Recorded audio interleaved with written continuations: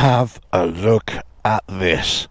The Royal Enfield Himalayan, or Himalayan, possibly the worst motorcycle that India have ever produced, and it's a motorcycle you really must buy. Catch you inside. RevelatorAlf. Hello, welcome to RevelatorAlf. Hope you enjoy the channel and the series of videos. Don't forget to subscribe, like and share, and check out the website RevelatorAlf.com. Look, this is a Royal Enfield Himalayan. I've been a great fan of this bike for, well, ever since it was introduced. It's just an awkward looking thing. Small sized, small engine adventure bike. Go anywhere, do anything, but just not very quickly. Very underpowered for what it is. And really, I should hate it. Really, it should be the worst bike. Really, you should run away from this at 100 miles an hour. But I could say, this is possibly the perfect bike for doing lots of different things. If you're never in a rush and you don't care what you look like and you want to do a bit of on-road, off-road riding. The Indians have got it right. It's possibly the worst bike I've ever ridden, but it's probably the best bike I've ever ridden as well, if that makes sense. Right, let's just go through some specs, shall we, before we get this on the road. It's got a single-cylinder air-cooled engine, 4-stroke single overhead cam. Yeah, it's very compact. Actually, when you're riding it, it feels very slender as well, I've got to say. CC-wise, it's only 411cc. As I say, it is small. And it's only got 24.5 brake horsepower with 32 newton meters of torque. Now it's got this half duplex split cradle frame, which is gobbledygook to me, really. Basically, it's a steel frame, and it's just got a bolt-on cradle underneath the engine as well to the rest of the frame. Essentially, telescopic front suspension with 200mm of travel, monoshock rear suspension with 180mm of travel, spoked wheels front and rear, and tubed as well. We've got a 21-inch front tyre, which is nice and big, and a 17-inch rear. We've got a single disc front brake, that's a 300mm disc. And we have a single disc rear, which is a 240mm. Fuel capacity is about 15 litres, so you're not going very far, but you know, it will take you where you need to go. Lots of extras for this bike. This is run naked. It costs about just over £4,400 here in the UK. US about 5,000. When you start adding the extras, you're talking about 5,500 for top box panniers. You can have little jerry cans or accessory packs that go on here. You can have hand guards, heated grips, all that kind of stuff. ABS is standard, no traction control, very, very basic.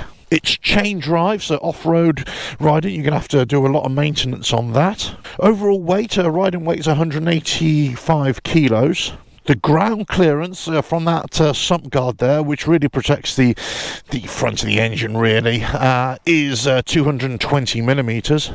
So that sump guard really needs to protect that exhaust pipe as well. I think there is an accessory which you can buy to bolt on and protect that. Seat height is about 800mm. I mean, it's a nice riding height, and overall length is 2190mm. So, you know, it's quite long, but it does the business. And it comes in lots of different colours. That's the sleet.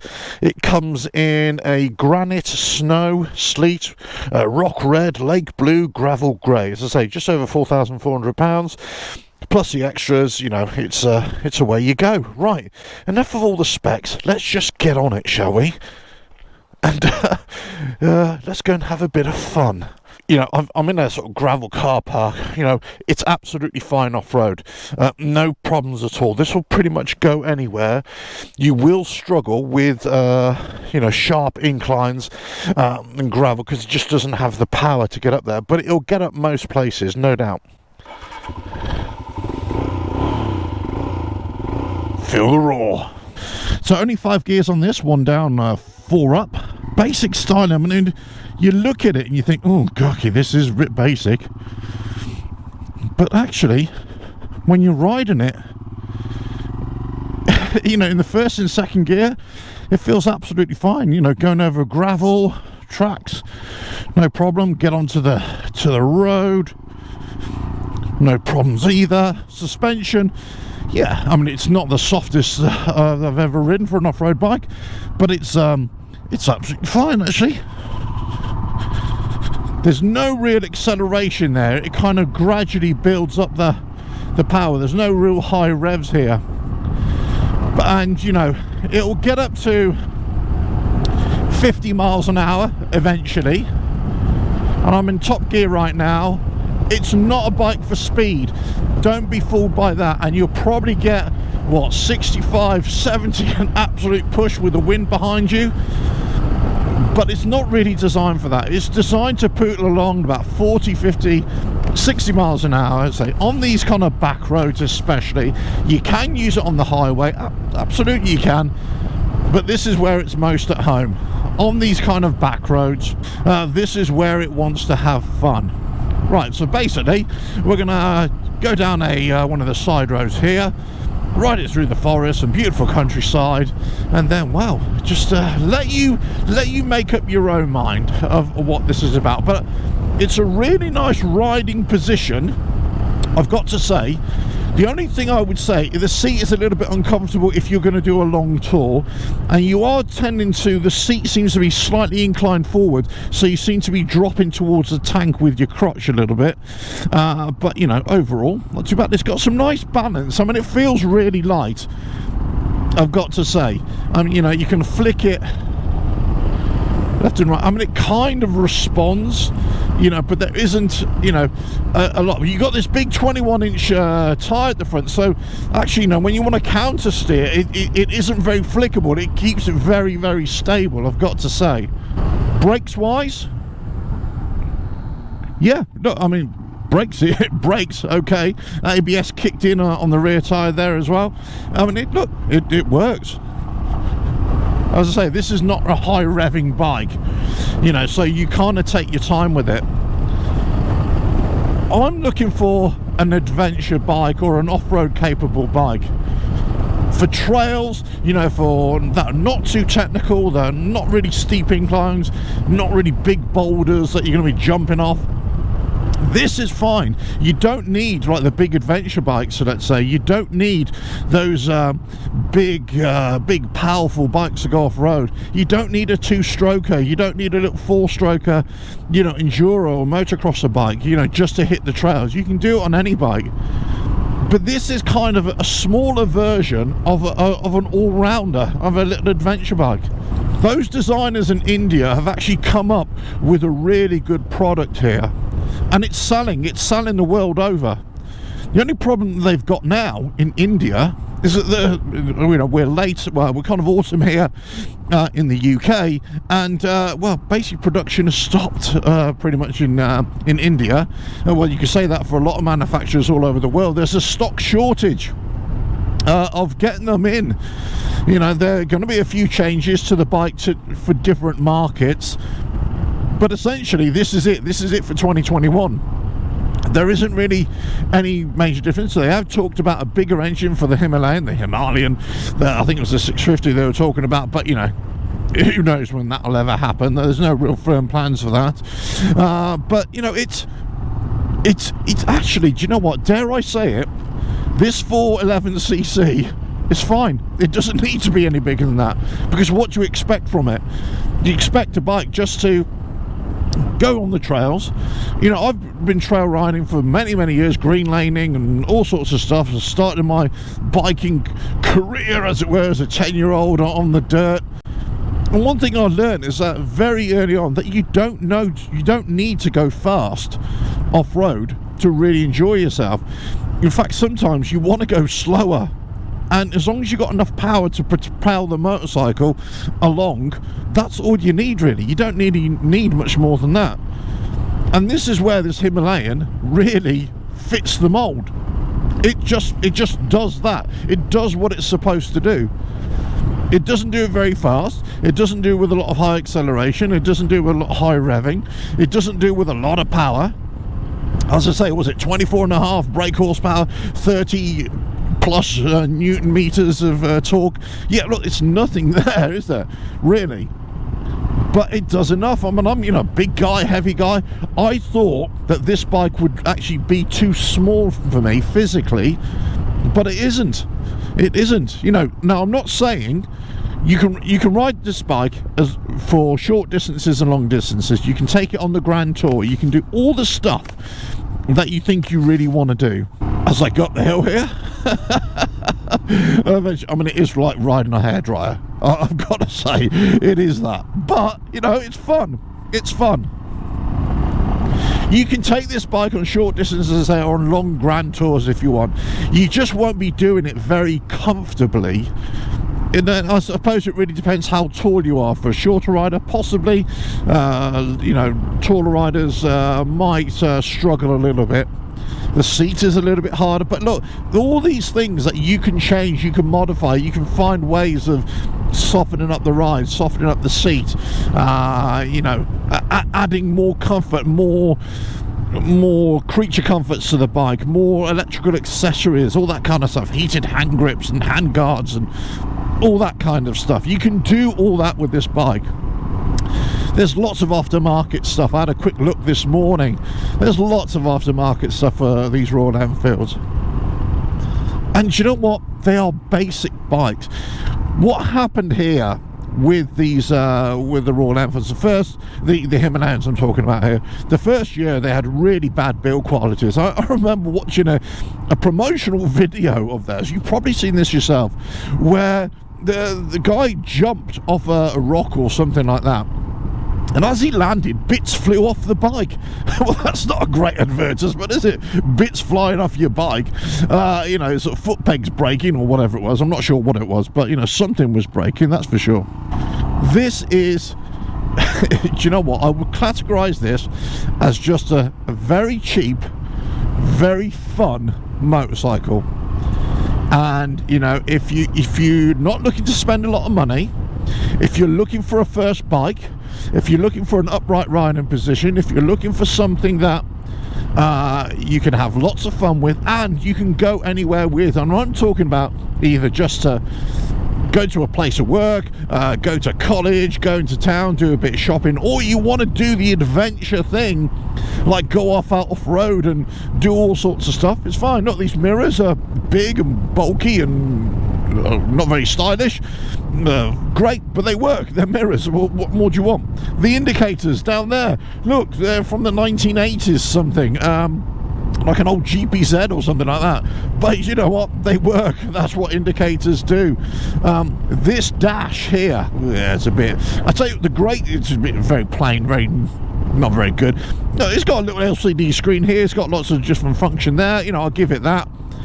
The great thing about this, it's got actually a compass on it. And you think, what do I need a compass for? I tell you what, when you're going off-road, the one thing you do want is a compass. It's really handy to have a compass, I'm telling you what. So, yeah, having that is really, really, really beneficial. I've been pretty much riding in 5th gear the whole time, and I don't think I've got above 50 miles an hour.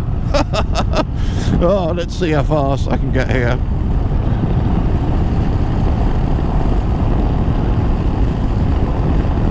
Yeah, 60 miles an hour pretty much bottoms out. I think you're looking at 65, 70, as I say, downhill, wind behind you, you know, everything like that. It's a great bike, I've got to say. I know I get quite enthusiastic about motorcycles of any shape or description. I know that. As the guy said to me when he said, look, you know, don't go in with high expectations, just accept for what it is, and you might enjoy it. And that's exactly what I've done. I haven't gone in with high expectations. I've gone in with the thought that actually this might just be a lot of fun to ride. Right, let's go off-road a little bit, shall we? Absolutely easy peasy on here. Nice. Oh, and it's a hard compacted trail, so any bike should be able to go on this one, no problem at all. Suspension wise, it's absolutely fine. Yeah, I mean, you can definitely feel it, but look, it works well. It works well. Goes around the bend, you know, holds itself. Okay, it's not slipping and sliding all over the place. Tyres are really good. Let's just see this down here, shall we? Wow, look. As I say, you can go anywhere on this bike and it'll do anything that you really want it to do. Right, let's get back on the road, shall we? There we go. Feel the roar. Feel the roar. Look, you could be very dismissive of this bike, and you could be very dismissive of Royal Enfield and India for making such a lame motorcycle in many ways. But I'll tell you what, if you exercise your demons, if you put your bias to one side for one moment, you'll really find lots of pleasure with this bike. I'm looking for an off-road bike that is also road capable. I don't really care for a two-stroker, four-stroker enduro bike. I want something with a bit more character. I want something where I can just turn up somewhere and just feel that I've had a really enjoyable ride. And I could sit on this bike all day, have loads of fun. I could use it as a winter hack bike, I could use it as a commuter, I could use it in all sorts of shapes and sizes, but I know that I won't be doing high speeds on it. It'll just be a really good functional bike for me to use and have fun with. And I'm having fun with it. I really like it. Basic bike to maintain, you know, to keep it going. You know, I'm correct me if I'm wrong. If those of you, especially of India, if you're watching this, tell us a little bit about the history of this motorcycle and if it was largely adopted by the Indian military. Well, I'm not sure that it was, but I think there was some issue. But Royal Enfield and the Indian military have got a long history with each other as well. These tyres, I've got to say, are absolutely great. I mean, it's really kind of slippery on the roads, but they're great. And these are dual-purpose kind of tyres. They'll go off-road, they'll go on-road. But I'll say, if you're into really thick, claggy stuff, really wet stuff, then you probably need to change your tyres to some, you know, knobbly off-road tyres as well, on-road, off-road tyres. But these are going to be absolutely, for most kind of riding, these will be absolutely fine. As I say, if it's really challenging riding, uphill, loose surface, yeah, I mean, most bikes will suffer with that as well. But also, because there's no real power, no grunt, it might struggle as well. But you know what, you find ways to overcome that. You'd find ways to get up that hill, let's say. It's a light bike as well, so even if you drop this, you pick it up, no dramas. It's only 185 kilos, you know, you lift it with one finger. Well, okay, maybe two or three, but you know what I mean. Wow. Wow. I'm gonna go down here again. I've test ridden lots of bikes. I've test ridden lots of, you know, adventure bikes and big adventure bikes and medium range adventure bikes as well. This comes into a class of its own, and other motorcycle manufacturers are kind of looked at Royal Enfield and they've said, well, actually, hold on, we can produce smaller displacement, lower powered adventure style bikes as well. And they're starting to do it, or they have been doing it as well. But there's nothing quite like this Royal Enfield. As I say, that on price alone, it's just a steal, isn't it? You know, you're going to pick this up second-hand bare without any panniers, you know, about £3,500. With you can pick them up all fully dressed with only about 4,000 or 5,000 miles on it. For all the accessories that you want, and it's going to have that'll be what, about 5.5 something at maximum. Now there's a shortage of the new bikes. Obviously they're going to retain their price, probably go up a little bit in value, but look, just value for money alone, pound for pound alone, going to be a great buy, isn't it? And look, you're going to be laughing all the way, you're going to be having so much fun all the way. I'm so glad I test rode this bike. I was thinking about maybe I really should get a mid-range adventure bike, or get a really small 125, 250, you know, enduro bike, something like that. But I've got to say, this is now a real contender. And do you know what? I thought it would be as well. I actually thought it would be. I knew that it would be underpowered. I've gone in eyes wide open on this. I knew that it would be underpowered. I knew it would be slow revving. But it's absolutely fine. Clutch is silky smooth, really light. Steering, as I say, is great. It's it holds itself. You know, that 21-inch front tyre is really making it, you know, stable on the road as well, and off-road. This is a great bike.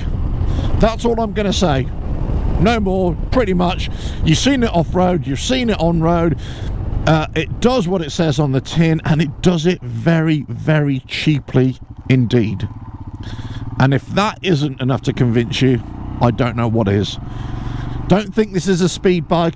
Don't think this is a powerful bike. Don't think this is a high revving, noisy bike. It's none of that. It's none of that.